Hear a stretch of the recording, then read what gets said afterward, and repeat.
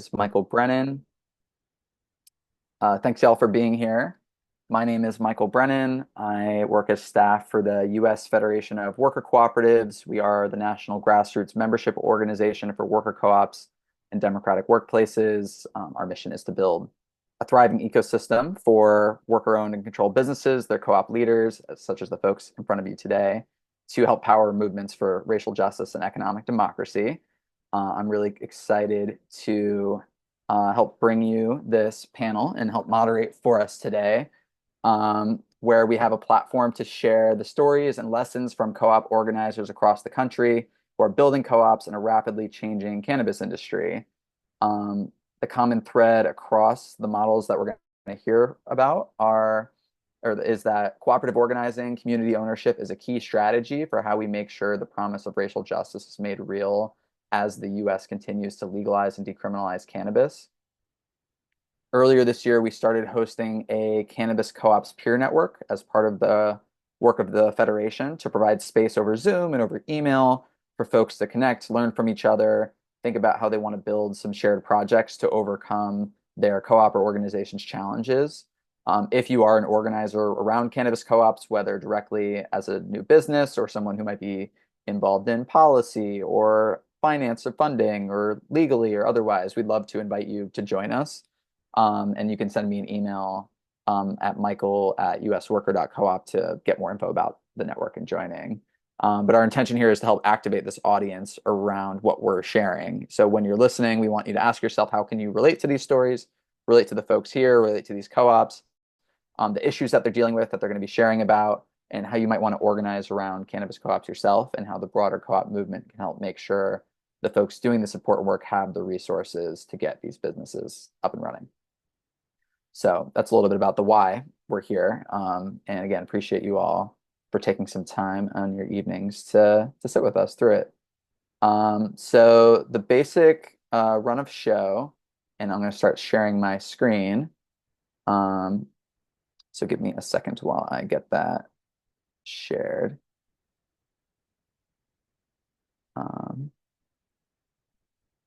Can you all see this okay?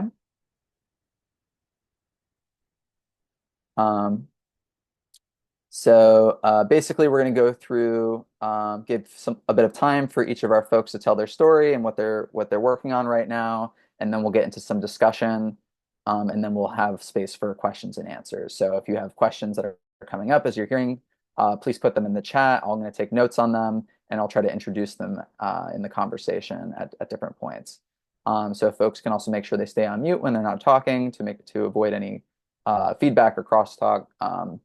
That would really be appreciated. So without further ado, we're going to go to Tavian Crossland as our first speaker. And I'm realizing I need to pull up my bios separately since I'm screen sharing at the same time. So apologies about that. Tavian, do you want to introduce yourself? Sorry that I messed the two screen moment. Yeah, no worries. That way we don't have to be redundant.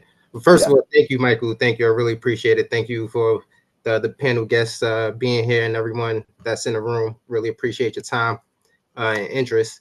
I'm Tavian Crossland, the Equity Director for Social Equity Empowerment Network, the New York chapter. Nationally, it's a national organization, and we have about 8 state chapters. And I'm the Equity Director of the New York chapter. Nationally, we help Black and Afro-Latinx entrepreneurs into the legal cannabis space. And particularly in New York, the work that we're doing here is developing a cooperative ecosystem on the distribution side of the supply chain. And so that looks like a farmers collective being integrated with a communities disproportionately impacted by the war on drugs, worker-owned processing network. And we have to say that many words because you can't use race inside of legislation. So we can't name the communities harmed specifically. So we get to say communities disproportionately impacted. But in this rollout, and I'm sure a lot of you have heard about the generational wealth tied to cannabis industry and the way that the cannabis industry can use for generational wealth for Black and Afro Latina communities. And really, my vision started from the question of how do we get there? How do we get to generational wealth and its promise that was told to us, and not only consider the business owners inside of the cannabis business and the entrepreneurs there, but also the community writ large. How do we make sure that we're effectuating the community the same ways the harm was writ large throughout those communities? So that's where the question began. And around generational wealth, I quickly come to capital and asset distribution as models for being able to generate generational wealth for these communities. And from there, we get to the worker ownership as far as folks actually having labor sovereignty, owning their equity as in the business, and actually having a voice. And so it was super important not only to have a democratic workplace, but also to put that democratic workplace at means of production. Again, talking about asset distribution and thinking about what the asset classes are. Land and modes of production are those asset classes. And so making sure our community actually had access to those asset classes inside of the cannabis industry was something that was keen in me thinking about how our community can benefit in this way economically for this sort of economic justice agenda.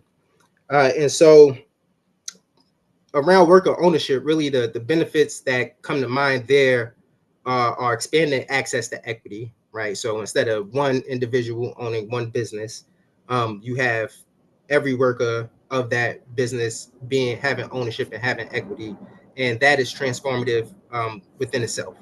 And so that's something that's, kind of the core to this entire concept around democratic workplaces. Also, the ability to develop these businesses inside of communities disproportionately impacted, incubate these businesses from members of communities that were disproportionately impacted, and making sure that they're in a very important place, in a very important position when it comes to mode of production. So processing, no consumer packaged goods hits retail shelves without being processed and manufactured. And so with that understanding how important that point of contact is right there inside of the industry, I wanted to ensure that our community was represented there as well. Because right now we're not represented there. And hopefully the work that we're doing in New York State will help increase those numbers. Once I think about that, then we come across the incubator that we've developed, the Cooperative Cannabis Project, which is to incubate members from CDIs and get them into facilities and in classroom settings where they can upskill and have the workforce development necessary to start these businesses, but also remove the CapEx that comes with starting a cannabis business. So a cannabis business is very expensive. Folks from those communities do not have access to resources, do not have millions of dollars laying around, and do not necessarily have access to the networks where they could get bridge to these sorts of resources.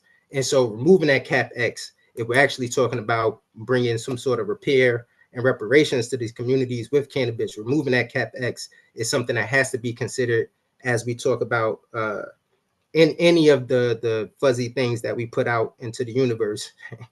We have to be realistic about the realities that those folks are facing in order to actually get to that dream. And so, yeah, that's really what the project is about and what Seeing New York is doing around cooperative development in New York State. And thank you. That's kind of my presentation. Great. Thanks, Davian. Next up, we've got Co-op Rhody. We've got two folks from there. First, we have Emma Carnes, who's a union organizer with the United Food and Commercial Workers, UFCW, Union Local 328.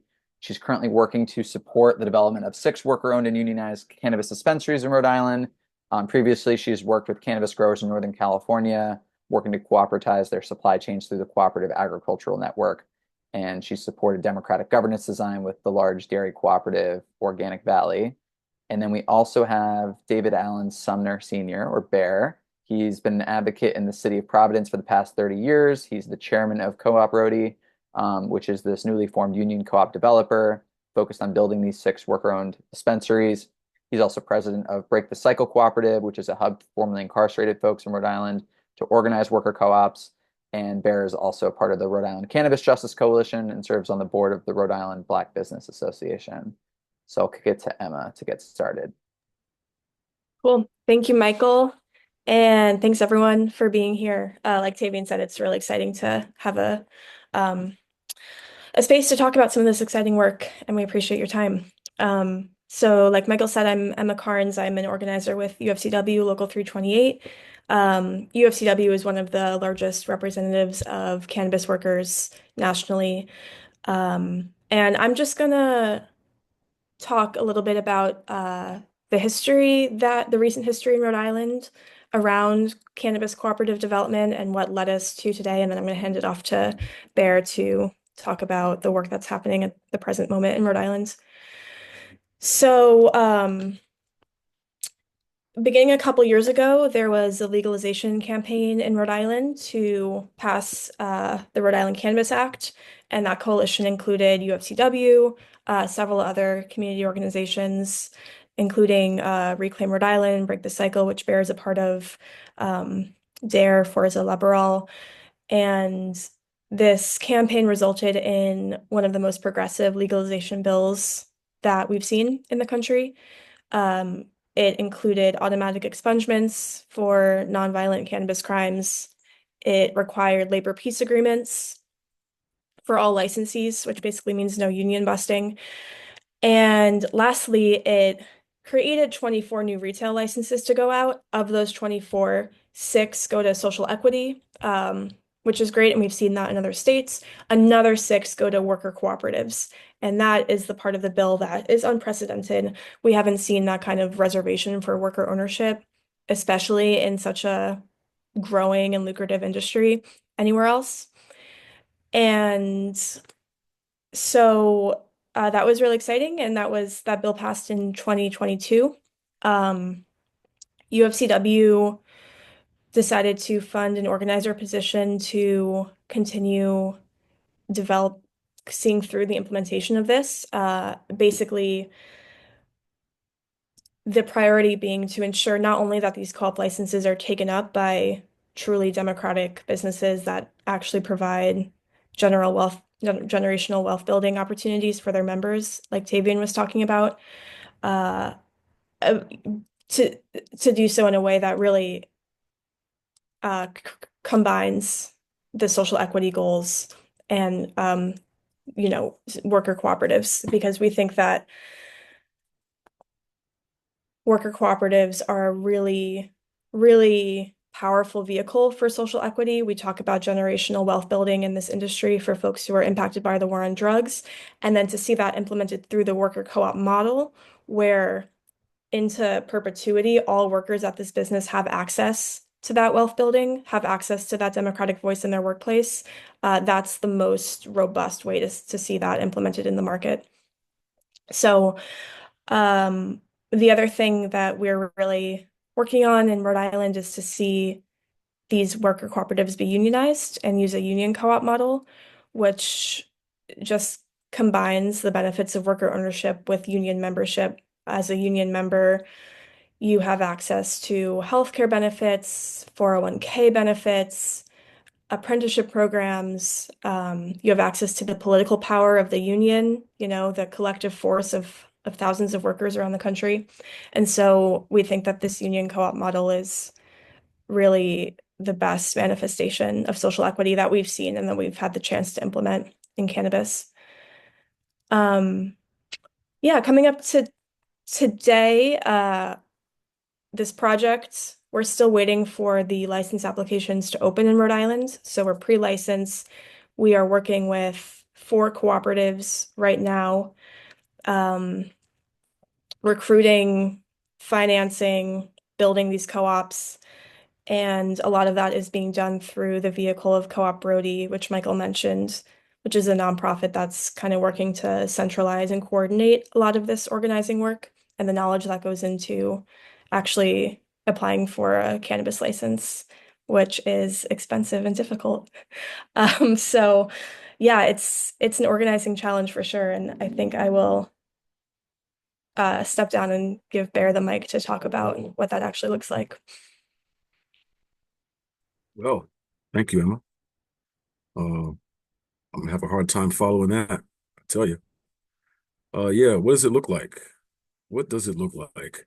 To piggyback kind of what Tavian was saying, it looks like uh, trying to get people from our inner city that have the want to, but not the know-how. Have the want to, but not the know-how. People want to get involved, and this is where Co-op Roadie is stepping in to make sure that we can facilitate this knowledge base and this big lift that we're faced with here in Rhode Island. As myself organizing, I started organizing the cooperative business space with a organization named Break the Cycle, which is to help formerly incarcerated citizens get on their feet when they come home, learning the cooperative business model. And then it switched to, okay, cannabis is now on the scene, and we are trying to help the state and the country make amends for all their crimes on our communities. But let's just be honest and understand that this promise has been touted around since the Reconstruction days with 40 acres and a mule.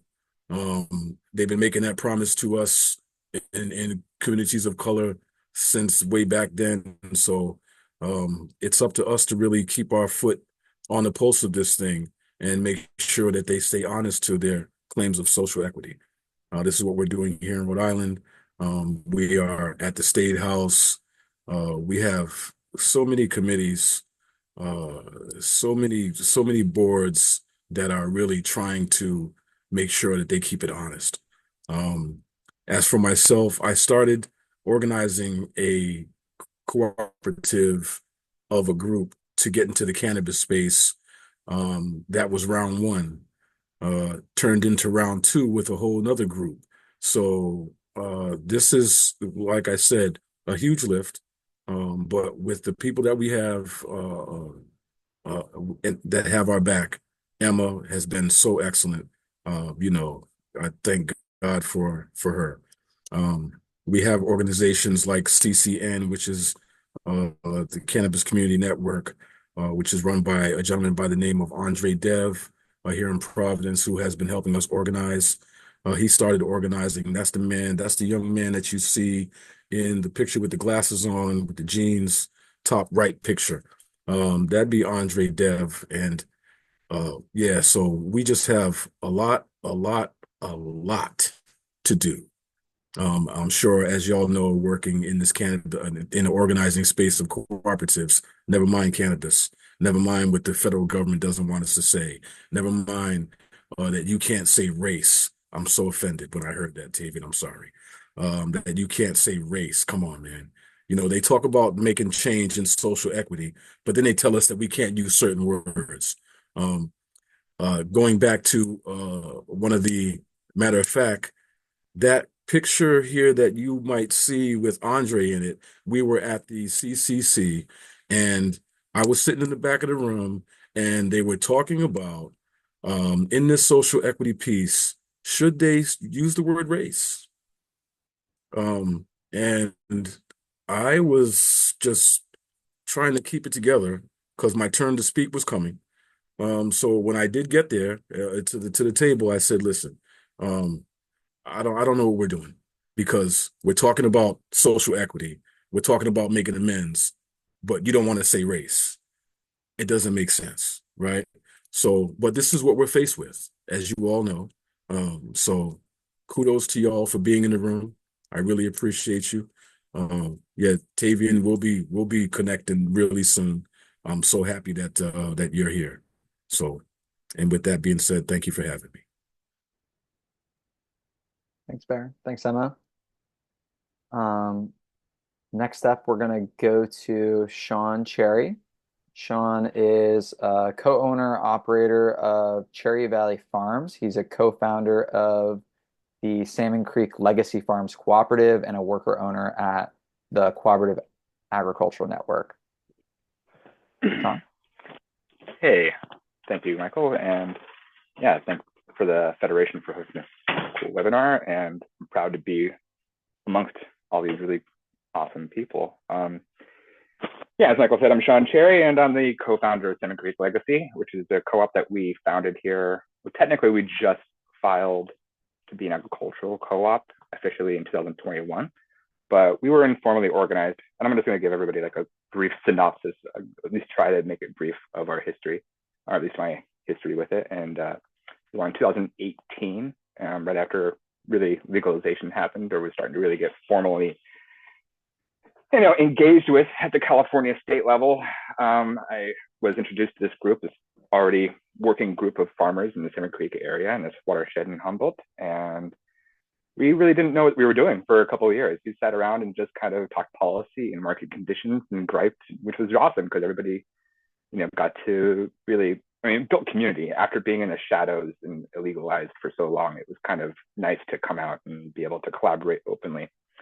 And it took us, well, first off, I have to shout out to Drew and Uplift because that was one of the main inspirations for us becoming a co-op. He introduced me to what turned into the Cooperative Agricultural Network at the time.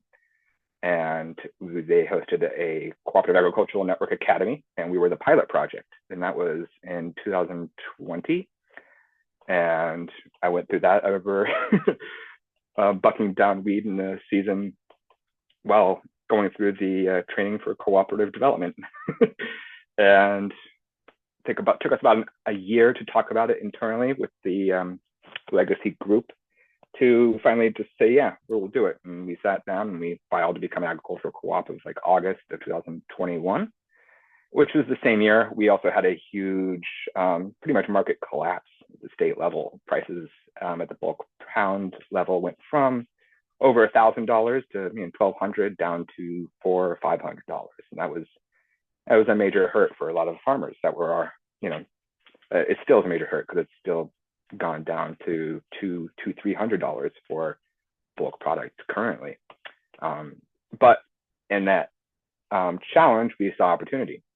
It was the same year we also had a massive fire here in Southern Humboldt, the August complex, like 1 million acres, just 5 miles from here. And it stressed out a lot of our farmers' weed, and some of it got seeded from going intersex and seeding itself. And we decided to turn this accident into an opportunity, and we decided to create a label, brand, a CPG, consumer packaged concentrate label called Salmon Creek Legacy Farms. And we launched that 2021 of January. No, not 2021, 23, excuse me. Took us about a year to organize the brand, get the designer, and get us all work with manufacturers to make our extract. And then, January of last year in 23, we finally launched our product, and it was slow. We, as a collective, packaged up 5,000 grams of our dabbable concentrates.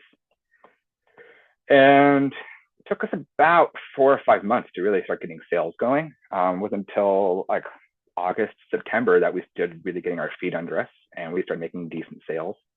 And we actually got an opportunity to table throughout the year, which was building up more marketing presence. And that was really awesome because we got to do direct-to-consumer marketing, which is something we can't do currently at the farmers usually because we're selling bulk. We really can't market our branded products to the consumers, which I am a personal believer of cannabis farmers being really good at marketing our own products because we're usually the most knowledgeable about how they're grown and where they come from and the genetics behind them and their effect. And excuse me, where was I? And 2023, we were asked to host a dab bar event at the Cannabis, and we got, that was a huge milestone for us. We expanded into 2 other dispensaries outside of our county. And yeah, please change the slide, go for it. Yeah, that's our board. That's myself, the treasurer, my ride or die crew, Jerry Fergus, secretary. She used to also work with a local nonprofit, the Trees Foundation, and yeah, and one of my best friends, I've known him since like fourth grade, and Julian King, he's the president. And yeah, we started the co-op. That was we're the founders. We have three other farms that are essentially also part of the co-op. Jerry is actually the reason that we became a worker owner. She's not a owner of a farm herself, but we were like pretty tied to having her part of our administration and our organization, and she's incredibly useful, and we value her so much. We decided to change the bylaws that we were got from Uplift and Drew, who were mostly producer focused. Their Uplift as a co-op was only exclusive kind of to those who held a cannabis license, and I saw that as a potential. Well, I want it to be inclusive. I think the farmers, as much as the workers on the farms, have a stake in this as much as anybody. So, and that's why we kind of changed up those bylaws. And yeah, can we go to the next slide? Yeah, here's the little details of our packaging. We've packaged up about 5,060 total units, grams, and over the year we sold about half that, unfortunately.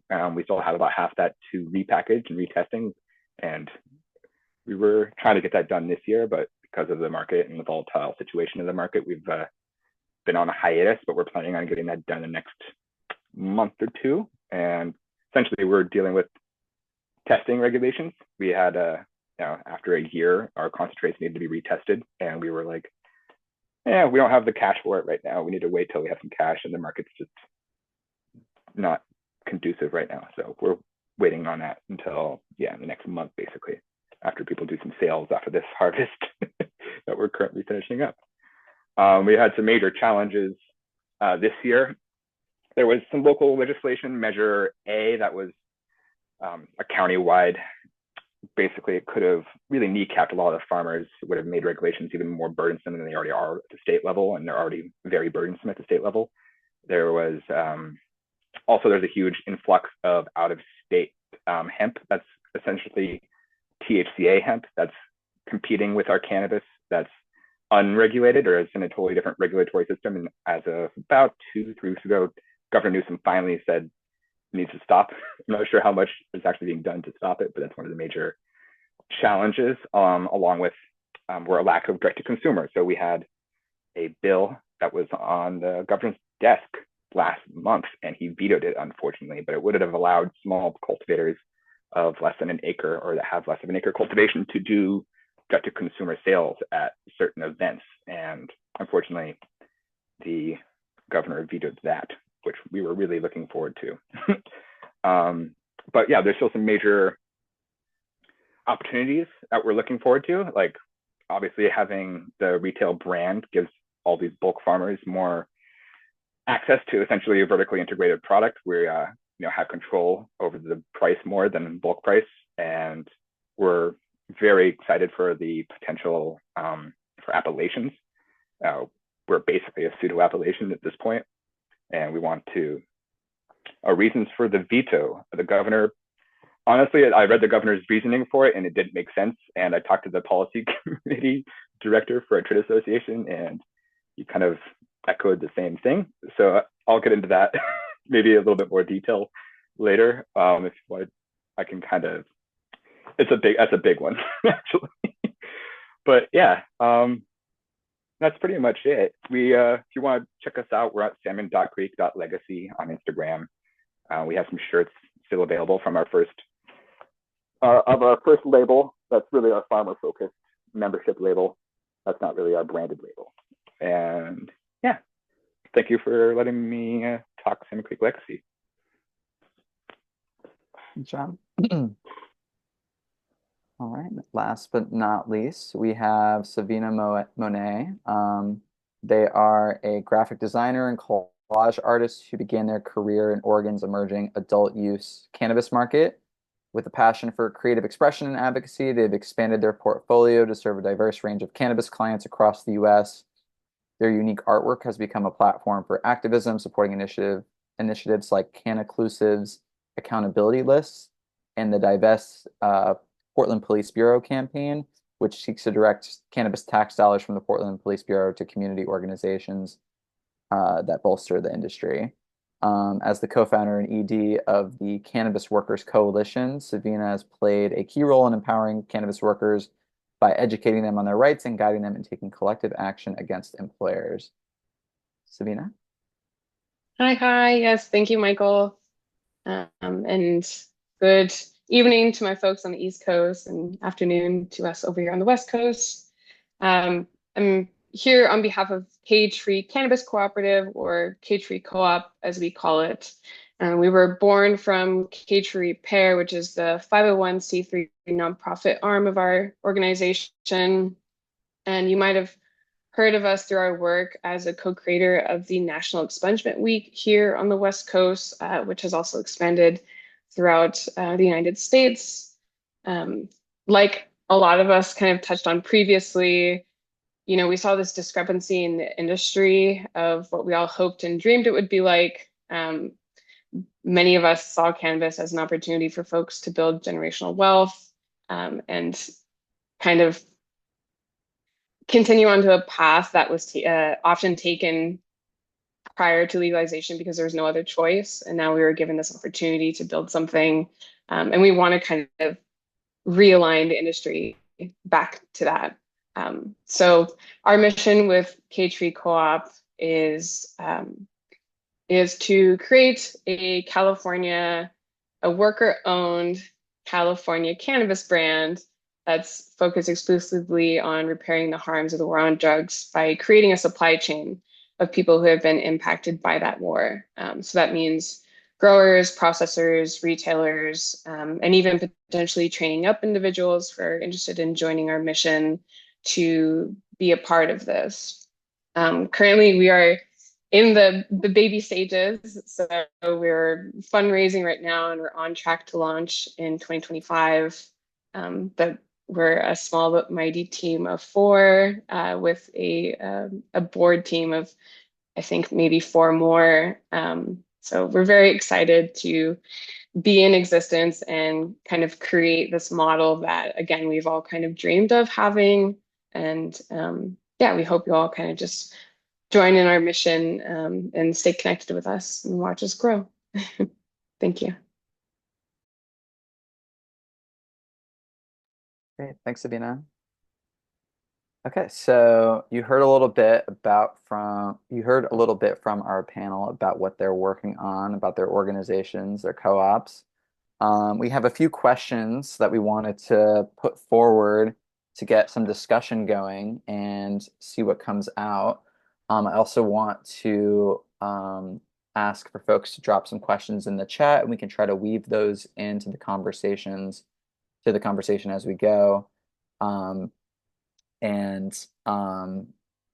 Yeah, I guess maybe before I even get to my first question, I see someone asking maybe a clarifying question for you, Savina, about can you explain a little bit more about the relationship between Cage-Free Cooperative and cannabis growing?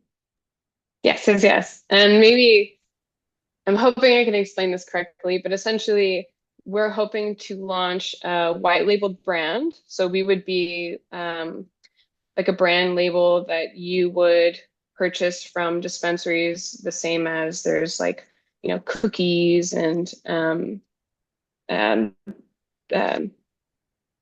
don't know why I can't think of any of the other big MSOs, but it's like a label like that.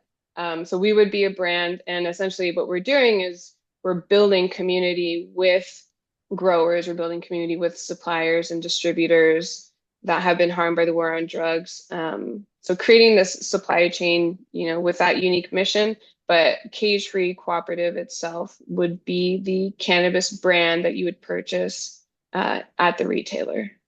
I hope that makes sense. Yeah, for sure. Thank you for walking through it a little bit more. Okay, so I'm going to go get rid of the screen share, and I'll ask these questions out loud. This first one: what are the challenges in co-op development that are unique in the cannabis industry. And we can start with Tavian, and then we'll see who else wants to jump in from there. And then we'll go to these other questions. Tavian? Yeah, it was great to hear everyone's case study. That was pretty awesome.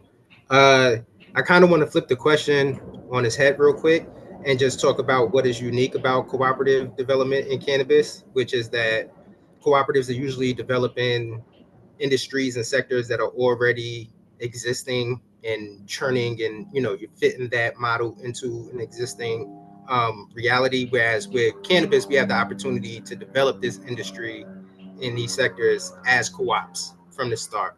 Right. So that's just a very unique opportunity.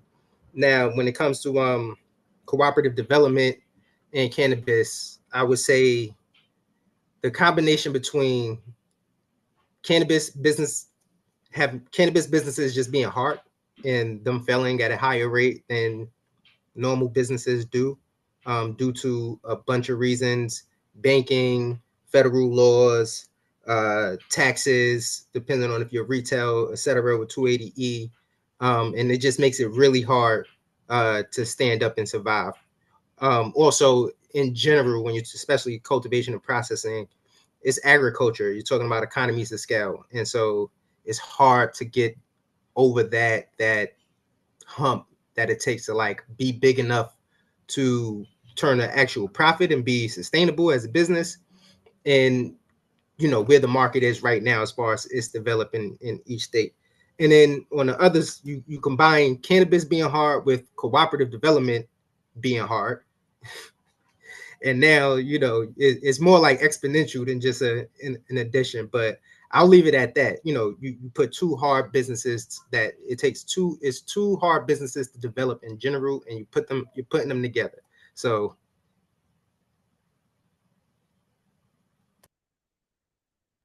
that's my thoughts. Great.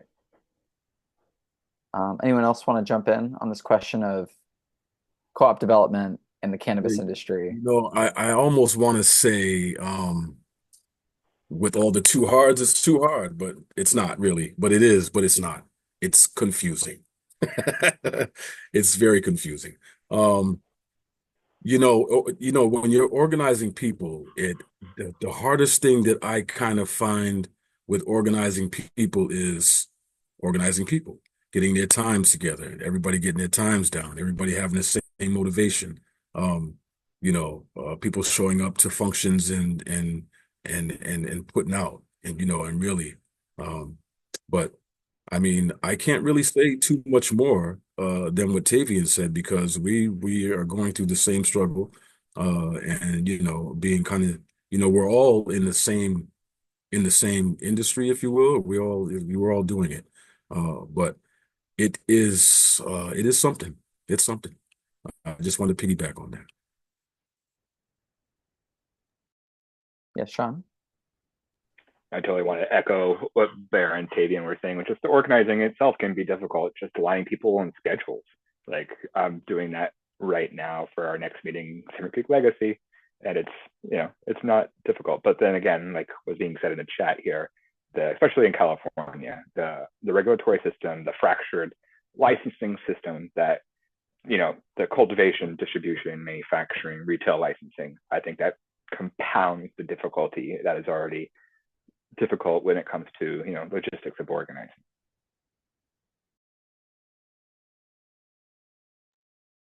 Yeah, and just to nail down a little bit more on the financing challenges, I mean, I think Tavian explained or mentioned at least just what a high capital intensity industry this is, especially that's the case for retail. At least that's what I can speak to. You're talking about like $1 million in the ballpark to start one of these dispensaries from scratch. And that's not money that we have laying around. Many people here probably know that, thankfully, like we've built this network around the country of cooperative lenders and funders and grant makers who want to see the co-op model thrive in communities that have been economically excluded. The challenge in cannabis is that a lot of those mission-aligned funders are either they're CDFIs, which are federally regulated, or they are nonprofits with vice clauses that restrict them from getting financially involved with this industry, or they're just risk averse because there's a lot of other startup co-ops who need funding as well and who are also mission aligned and who don't threaten their 501(c)(3) status, by working with them. So it's really hard to convince mission aligned funders who are willing to engage with non-extractive funding that it's worth basically the risk that comes with engaging with a Schedule I substance. Sabina? Yeah, I was following what Emma was saying, kind of just talking about, I would say, the most obvious challenges that we have, because it's just as much cannabis as it is co-op, the banking challenges. We are internally, we call ourselves cage-free cannabis co-op. But when filing our co-op license, we had to drop the cannabis because that was like a huge no-no. And so also explaining to individuals like, yes, we're called cannabis, we're not necessarily plant touching, and like all of these things that come with it, or for us specifically, it's a little bit of a hurdle versus like a co-op in any other industry. Yeah, that's what everybody's, I think, because we all nodded our head when you're talking about the how do we have to package that, to lenders and stuff. Yeah, but yeah. Yes, Sean? Yeah, definitely want to echo the financial and banking aspects that are a huge difficulty. Up until this year, we totally thought like any type of banking was pretty much off the book, out of possibility for our co-op essentially. And then I talked to our credit union, and I was like, yeah, we just want to really utilize it for fundraising, and maybe that's pretty much it, merchandise sales. And they're like, oh, you can just have a regular cannabis. Like, you don't have to have a cannabis account, just have a co-op account, and you can use that. So that's a nice little tip and trick if you're ever thinking about organizing cannabis. Just don't use cannabis monies in your banking. You just have a regular bank account. I want to move us to the next question, if that's all right. And Emma, we can throw it to you first. And the question is, how has coalition building been part of your work so far? Go for it, Emma. Yeah, coalitions have been so important to the work in Rhode Island. Starting with the legalization campaign, starting before that probably, but the legalization campaign, like I said before, included UFCW, labor partner, Reclaim Rhode Island, which was a kind of a grassroots electoral organization in Rhode Island with a lot of connections at the State House. Break the Cycle Cooperative Hub, focused on bringing the co-op model to formerly incarcerated communities. Forza Laboral, a co-op developer and worker center, and others, criminal justice organizations. And I think that like from a policy perspective, especially in Rhode Island, which is a very small state with, we have a lot of access to our lawmakers, there was an openness and an interest in what does social equity mean in this industry, and having a strong coalition where the same message was coming from different sides and like different, like the co-op people and the criminal justice people who like hadn't been aligned on issues before publicly. I think that was just really compelling.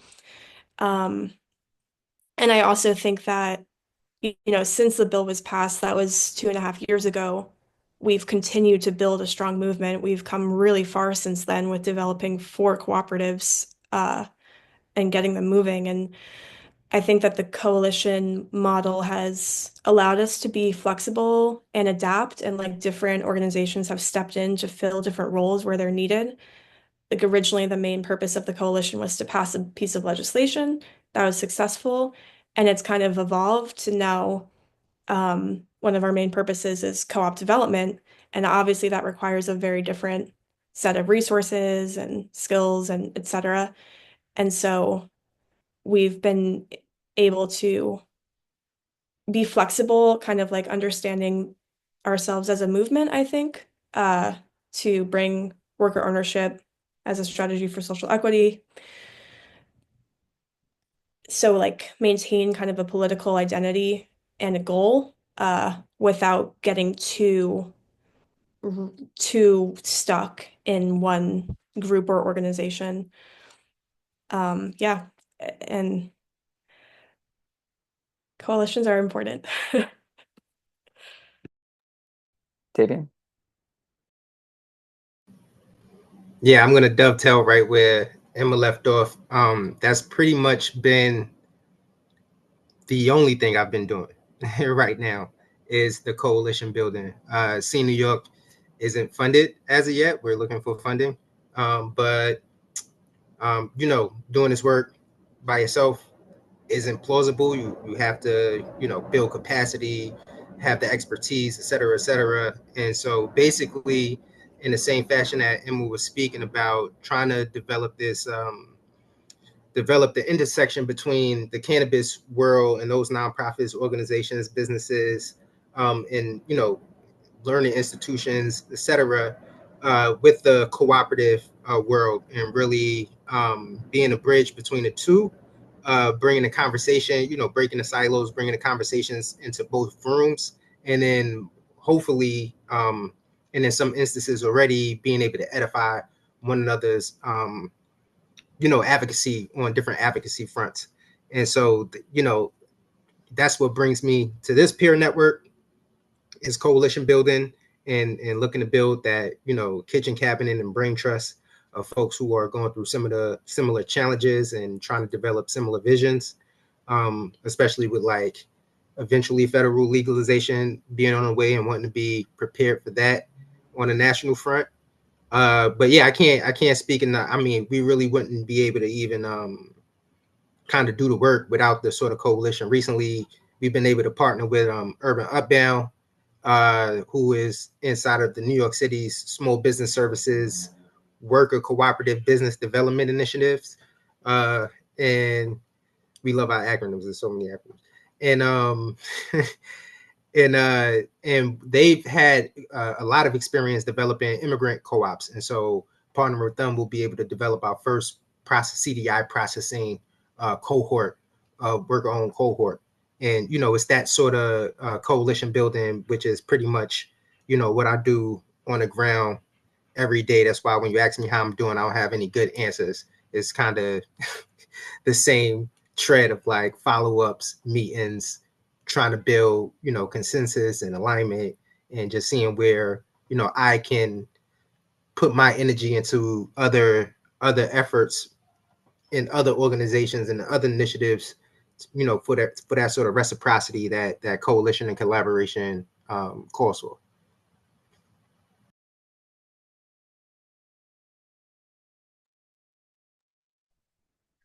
I see Sean. You want to go next, then we'll go to Bear. Mhm.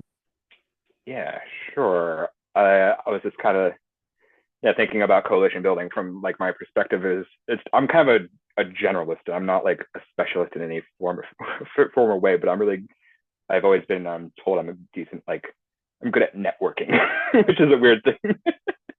I'm a good communicator, I guess. But yeah, for us, I mean, really building out it was the coalition that almost formed us in Salmon Creek Legacy, because Cooperative Agricultural Network was, before it was in the Cooperative Agricultural Network, had a pilot project, which was already a coalition that was being built out of these co-op minded people, and that helped find us. So really, the coalition, we wouldn't be here without that coalition at all. It's invaluable. It's amazing. And then the coalition we're building on a national level with this peer-to-peer network is just, it's amazing. The fact that we're doing this right here is super inspiring, and I appreciate everybody being here. Bear? Yeah. Man, after what you just said, Sean, I kind of lost my thought. Jesus, it's beautiful. Yeah. Uh, I have to get back to you, to be honest. That's why he's good at networking. And I saw a question earlier in the chat, and maybe this kind of is between our second and third prompt. We were saying, about if there's any value in maybe like thinking about international coalition building. So someone's referring to the Canadian cannabis companies have a more stable federal regulatory framework that they might be operating from, and that maybe there's something either to partner with or model off of. I'm curious if anyone here, and this might not be the case, has any experience working like with co-op company or cannabis co-ops or cannabis companies in either in Canada or elsewhere that they might want to throw into the mix of this kind of coalition building and like learning question. Yes, Sabina. Oh, Barry, you had your hand up first. Did you want to say something?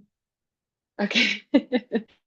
Um, I don't know if I can speak to coalition or excuse me, co-op per se, but I can speak of just kind of like building community and learning from one another. They're doing things a little bit different than we're doing things, and obviously they have their own lessons that they've learned. So, when I was with the Cannabis Workers Coalition, we would work with another sort of similar entity in Canada, and share resources, tools. Sometimes they would connect with individuals that are closer to them, be it, Michigan, Illinois, those sorts of places. And so we were able to even further build out our community. And I definitely think there's value. I think we're following a similar mission, and the more that we can learn and share from one another, I think it is only good for everyone. So before I lose it, um, so that what you just said about the Canada connection, please share in the future, because America is behind, and we need to, reach out. Um, Although we are trying to do this, not right now, not so much global, but country wise, we're trying to bring it to the country and, and help the country get past capitalism. But as far as coalition build, it nobody does this alone. There's no way. Um, being in the cooperative spirit, having the cooperative mindset. Uh, there's some things that I can do that somebody else can't do. There's things that Emma can do that I sure can't do. You know what I'm saying? So, and there's organizations. We have organizations in our realm, like the Rhode Island Cannabis Justice Coalition, the RICJC, who has been boots on the ground talking to the CCC. So, and and we're all one big cooperative, if you will. So yeah, that's I just want to say that everything. It's everything because it takes a village. Well, thanks, Bear. And I don't know if it was just me, but your internet was a little bit choppy there, just so you know. But hopefully Oh we can yeah, I hear see it was we can hear unstable. most of it. Yeah. Well, if you Um, repeat myself, I will.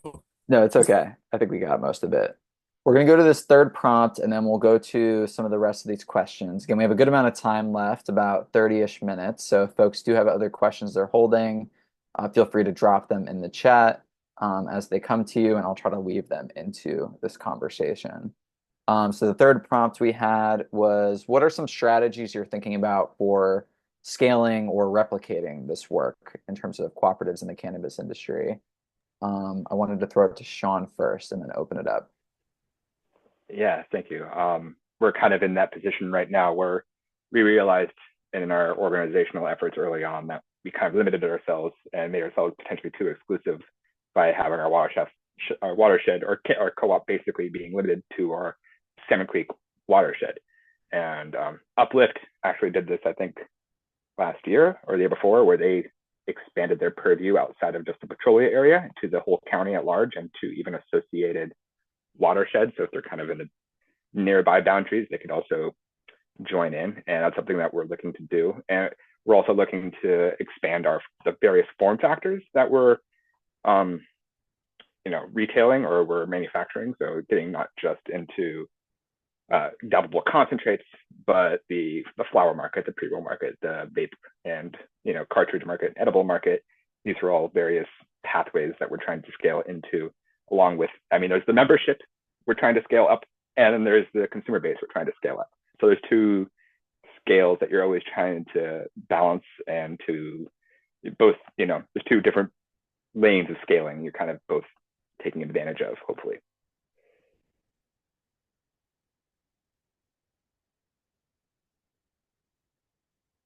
Thanks, Sean. Tavian? Yeah, I just wanted to talk about not really scaling, but going from 0 to 1, and that hurdle, and that's kind of where we are right now. There's not a lot. There's a lot of good words coming from the state, not a lot of funding. You know, there's a lot more to build around the coalition building and actually developing the education and the hands-on training and the facilities necessary to get these businesses off the ground, and again give them the the needed support to even get these businesses started. That's what I would say. 0 to 1 is like kind of where I'm scaling at right now. Now, as far as it comes to a plan, right? We have a plan, and so what's a part of our plan is having an asset growth strategy.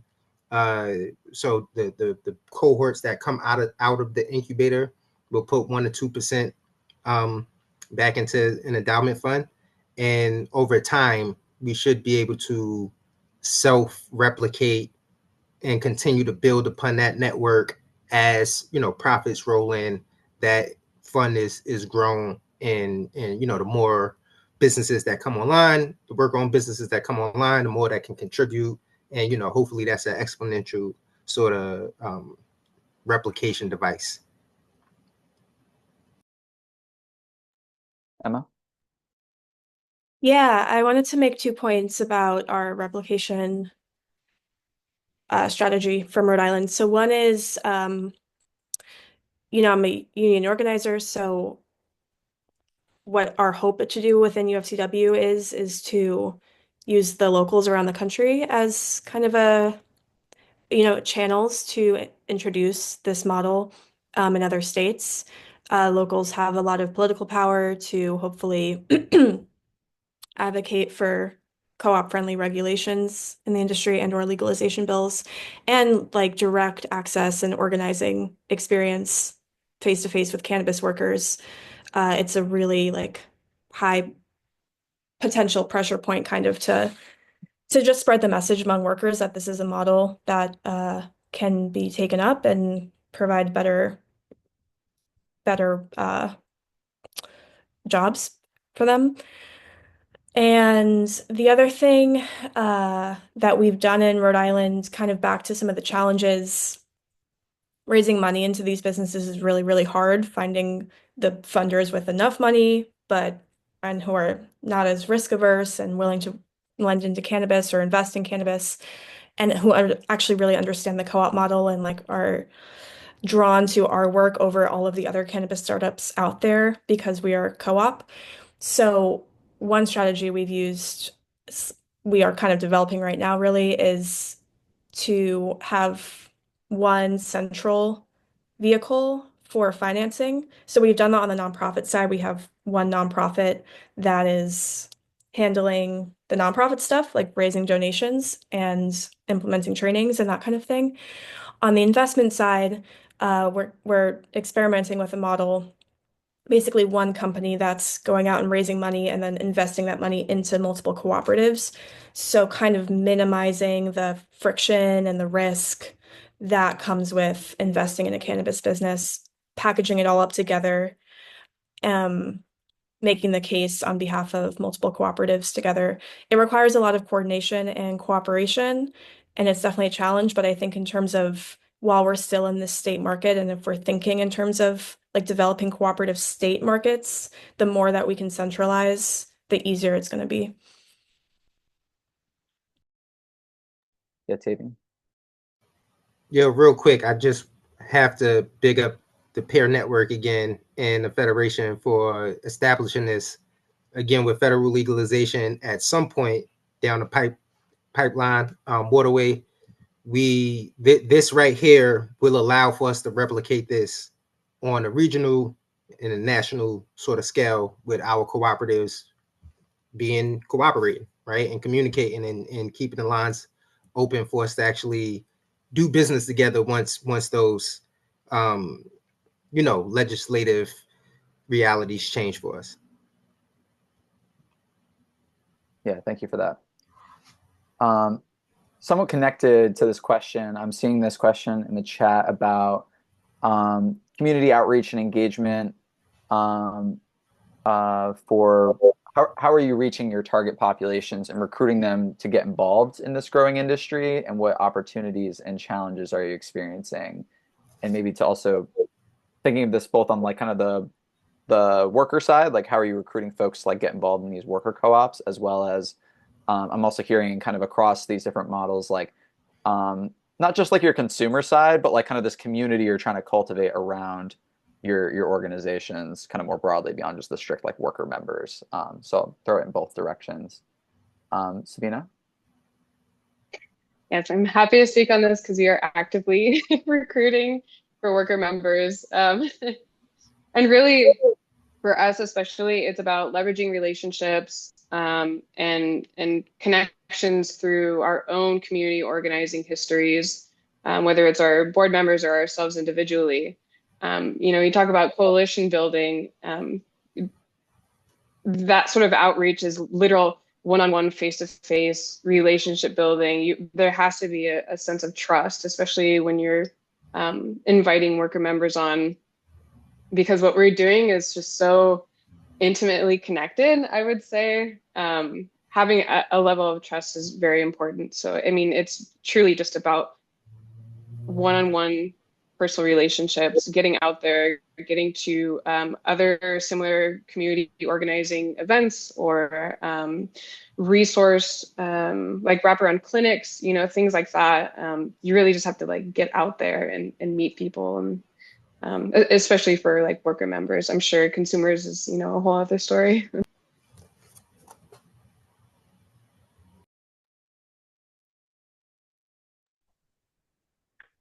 Yeah, Sean? Yeah, I could talk on to specifically like how we've, I think, done well, or I don't know if we've done well, but how we've just been recruiting members mostly through word of mouth and just being kind of doing cool stuff and hopefully showing people that we're doing cool stuff and, developing that value proposition and then showing people like, if you want to do cool stuff, come and join our group. I mean, really, that's like the basics of it. I mean, Cooperative Agricultural Network and Sugar Creek Legacy are both recruiting actively too. So we're constantly looking for new members and, raise our capacity. And it's always it's a challenge, both especially in this current marketplace, in the cannabis marketplace, especially in the last 3-4 years, a lot of them, there's been a large attrition when it comes to small farms. So there's just less of a pool to recruit from, which is difficult. And that's, I think, the main challenge. But as the margins also become tighter and tighter, the case to be made for co-ops become better and better. So that's an opportunity.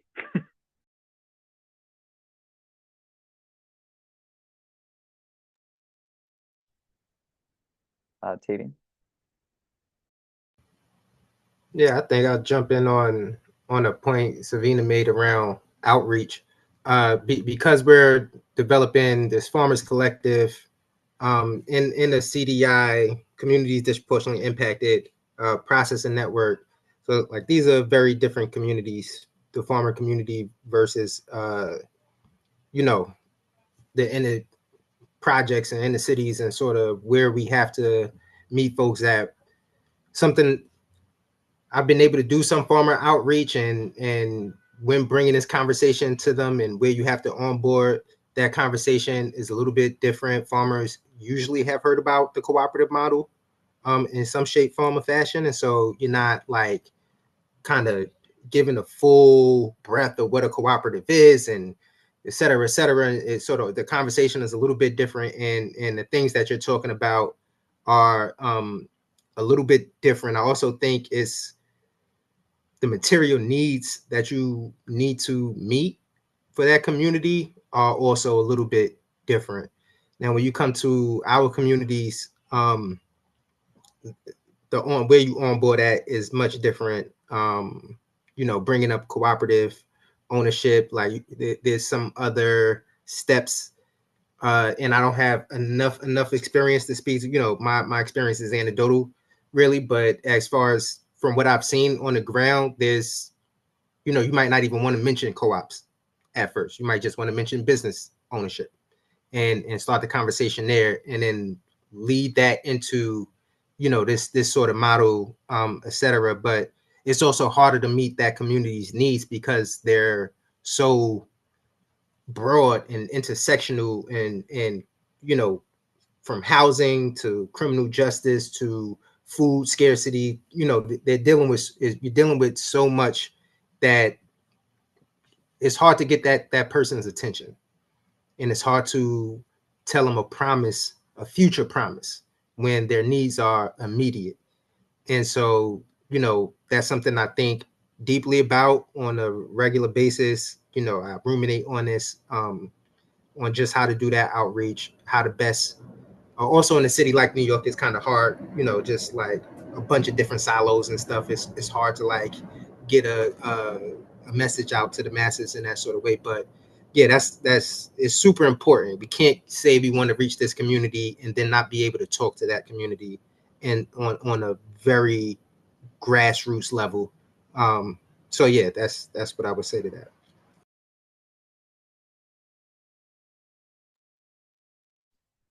Great, thanks, y'all. So we're going to open it up to some more questions. Again, if you have some that you want to put in the chat, we can try to weave it in to make the conversation go. There are a couple folks raising their hands. First, I saw Shar, I think it might be how you pronounce your name, from Cooperative Development Services. If you want to ask your question out loud, you can go for it. Thanks, Michael. Appreciate it. Okay. All right. Couple of things. I've been saving myself up and taking notes, you guys. All right. So as it relates to regulation, working for state government in Wisconsin many, many moons ago, they can't even get what hemp is straight. Can't even get what that is. All right. So are you sure this isn't marijuana? So can we farm hemp? All right, we got that straight in Wisconsin. Got that straight in Minnesota. Excuse me for a second. Hey, I'm on a call. Then also, so now, for instance, in Minnesota, we need to be legalized by the state. Okay, our cooperative development center serves Minnesota, Wisconsin, and Iowa. It's legal in Minnesota. The state is even struggling, what does that mean? And how does the state interact with, number one, the farmers, number one, with the dispensaries, and number one with, or 1, 2, 3, with the federal government? Okay. So it's just so confusing to the state, and how the state works with reports to USDA and federal regulators. Tavian, you had said 0 to 1 and go from there in an asset-based strategy, but how can you have an asset-based strategy when you don't even know actually what that foundation is? And how to get folks coming in to a co-op that are is this kind of going to be a thing, or is it not going to be a thing? It will be a thing, but how is that guaranteed? And then co-op regulations, talking about co-ops, vary from state to state. And I think, Tavian, you have said that, or somebody else, but they vary from state to state, just like marijuana laws. Emma, you had said something about investment risk averse. This kind of gets my dander up. Absolutely. Investment risk averse. Yes, co-ops are investment risk. Okay, everybody is coming together for a purpose, and then bringing other folks in, investors. Yep, you want to get it going, but as like a true co-op, one person, like one member, one vote, it worries me. I've been in that situation as an executive director of a co-op. I'm just throwing things out there. Okay. So, also, Sure. I wanna make sure we have time for other questions as well. Yep, okay. Sorry. It's Sorry. okay. So you had a question for Tavian, so let's throw that to him first. Thanks. Thank you. Yeah, you had a lot there. I'll say first off, the federal government doesn't know what hemp and cannabis is, right? The distinction between hemp and cannabis is arbitrary. Any scientist will tell you that is nonsense and they don't know what they're talking about. So it's not surprising that your folks are confused as well, because we're pretty much confused on what that is. Now, with that in the bag, yes, hemp is federally legal and you can cultivate it. I would point you to the Minority Cannabis Business Association. I'm on their social equity roundtable. We are currently talking around Minnesota, New York, and hold on. There's one other state, another M, Missouri, I believe. Missouri regulations. But they recently did an equity workshop tour that had a stop in Minnesota. Maybe you want to, I could share some resources with Minority Cannabis Business Association and the gentleman who runs the social equity roundtable. And, that might be something that he could help with as far as like education for the community, for the farmers, everything. Now, as far as the farmers, you mentioned the asset growth strategy. And what I was speaking to was an asset class. So land ownership, use, and rights fit into the asset class. Processing, large machinery, heavy machinery, modes of production fits into the asset class. And so that's kind of what I was speaking to when saying we wanted to place our communities at those modes of production and give them access to that asset class when we're talking about generational wealth. So not only capital distribution, but that asset distribution. And so if you are dealing with farmers, then you already are within that asset class. And there you go. So now it's just a matter of like organizing yourselves around the co-op thing. To your last concern around one member, one vote, I saw someone said in the chat that we had to be creative. There are multiple creative organizing structures and co-ops. Maybe one member, one vote may not work for your particular group. Kind of sidebar. In New York, we have a cooperative and a collective license type.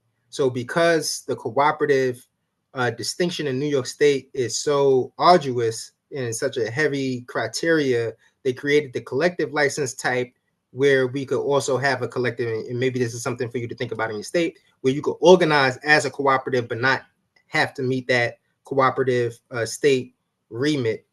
Separately, a little wraparound loophole is you just establish an LLC and have your bylaws, or corporation and have your bylaws and or operating agreement be that of a democratic workplace. So it would basically stipulate, one member, one vote, whatever your democratic organizational structure, et cetera, et cetera. So I hope I touched on most of your points just now, I think.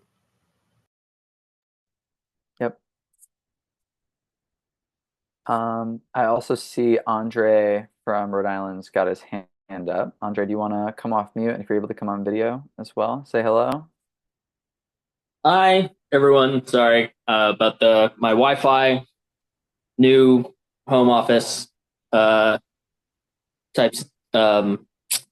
Just some regular technical difficulties. I apologize for that. So I did want to take a minute and talk about or maybe expand a little bit on what Tavian said, which is I think it's really important, like Emma said earlier, to have a sort of state level strategy for financing on the for-profit side of things. That doesn't necessarily mean you need to have just an LLC. although that's what we ended up doing because it's the simplest. But in every state where it's legalized, there is this couple of years in some cases, certainly months at least, where there's like a lot of ability for grassroots organizing to really affect the way that things get implemented. And so being able to be nimble that way at the state level is really important. And I think it's especially important when you are dealing with retail versus cultivation.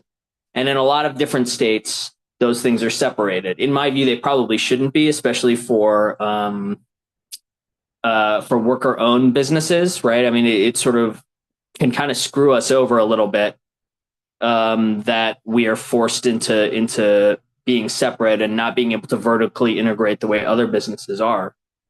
But what it also means is that legacy growers are frequently just as good or better than professional growers, right?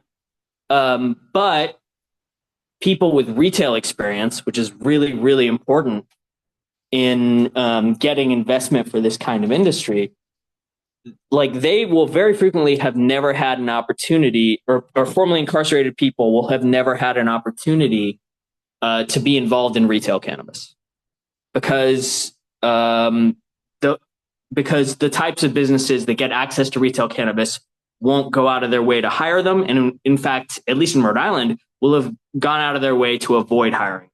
So the racial makeup of people who have experience with retail cannabis is very, very different than the people we are trying to sort of help.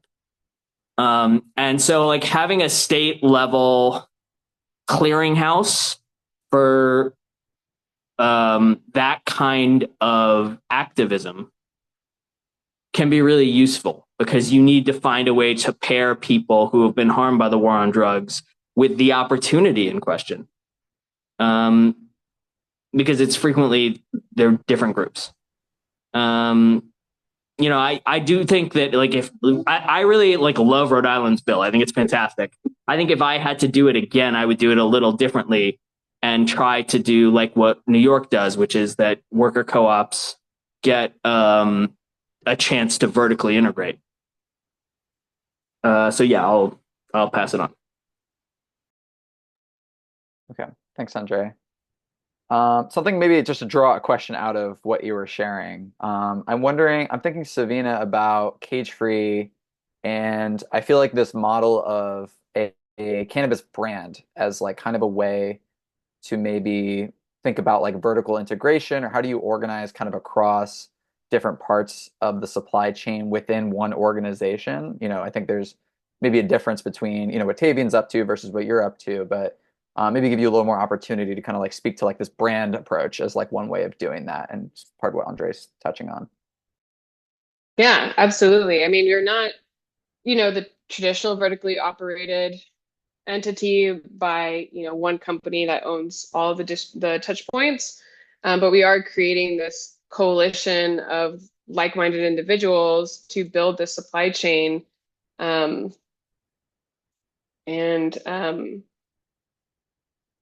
Yeah, sorry, I don't know why I lost it.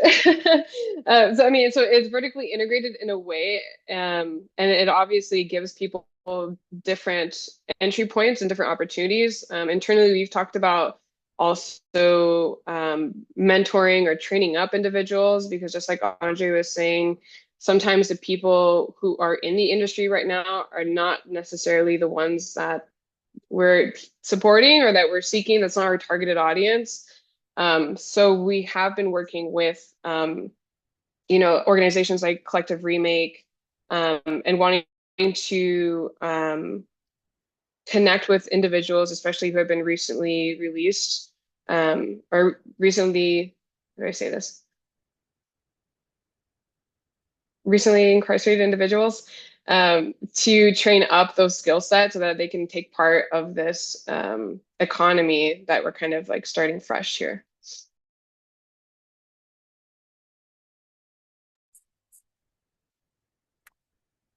Let's go to Sean and then Tavian. Yeah, I kind of wanted to just shout out to the Honeybee Collective. They were like one of my original inspirations when it came to branding and for our co-op. I think they're employee owned, which isn't fully cooperative, but I think they're expanding out of Colorado and getting into the East Coast. And I think they're looking for fundraising and stuff like that too. I think they have a GoFundMe or investing something. But yeah, just wanted to shout out that and to ask people if they, especially in our peer-to-peer network, recognize them. Yes, Honeybee Collective is actually processed by a farm that's within our coalition, Hepworth Farms, Hepworth Pure, and they work with Honeybee. I was actually in conversations with Honeybee, picking up their sales in New York potentially, but that's another story. I wanted to say, like, I love Savina's motto, right? Because a part of the farmers collective is having the brand pull through necessary in order to get that biomass, that consumer packaged goods off the shelves, right? And so that marketing and branding is huge in that, and having someone who is doing worker ownership and white labeling in that function and like fitting within that value chain in that way, bringing the alignment across the supply chain, like through the entire supply chain is super important. So I think that model is awesome. And Michael, don't hate me, I'm gonna step on your toe as a facilitator for a second. Daniela has a hand up, I see, for a question, and she is also inside of our Cooperative Cannabis Coalition. So I wanted to say hello. Thank you. Can you guys hear me? Because I'm in a very loud place right now. But thank you so much for providing the space. Regarding what Andre said about the government helping with these coalitions and the government having not vertical integration, I believe that's what Andre said. I wanted to ask all of you, and Tavian in particular, because we're in New York, I wanted to ask you about the New York model, right? New York is not allowing for vertical integration except if you have this one type of license, the micro license. And they are not allowing this vertical integration to not have monopolies. And now that you bring the Honeybee Collective, right, in Colorado, and I was in Colorado, I lived in Colorado until recently. And in Colorado, there's basically 3 companies that dominate the entire market, right? And these companies have total monopolies. There's one of them that I actually know pretty well because I consulted for them. And this company has, I don't know, maybe 25 dispensaries. So they really own the entire market, and they bought, the mom and pops companies that arose way back in 2014. They bought them, and now they own them all. So I wanted to know whether you think that the New York model of not allowing this vertical integration, whether you think that that's a good idea, whether you think, Tavian, being here in New York, do you think that that's successful? Do you think that that's a model that should be followed? What are the pros and the cons? I am sorry, like, I'm just asking questions that could be another 10 million discussions, but I am curious whether other states are looking at what New York is doing, and maybe whether that could be a possibility when federal legalization happens. Thank you.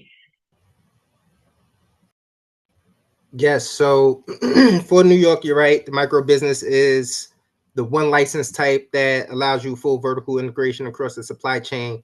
Caveat to that, MSOs who have went from medicinal to adult use in transition are also allowed to be vertically integrated as well. An important point here, micro businesses was built to be social equity sort of license type. And that's the only one. That's why it was the only one that was allowed to be vertically integrated. But you have a very limited canopy, 3,500 square feet, indoor, up to, I want to say 10,000 outdoor square feet, super limited. juxtapose that to the MSOs, the other business that's allowed to be vertically integrated, they have no cap on their canopy, right? So you're placing social equity with a major cap. And as a micro business, you have to at least cultivate. You don't have to do anything else, but you can process, distribute, and do retail. If you were to go all the way down the supply chain, for those folks who understand some of the process when it comes to manufacturing cannabis, it's hard to get an entire just menu of items with just 3,500 square feet of canopy. So your flower, your edibles, your tinctures, your smokables, it's just super limited for that social equity thing. But as far as not being vertically integrated, to go directly to your question now, I think it's the pros there are that you lower the capex needed to get into the industry. So if I did have to be vertically integrated, I have to pay for cultivation, processing, manufacturing, distribution, retail, dispensary, brick and mortar, et cetera, et cetera. And that's a lot.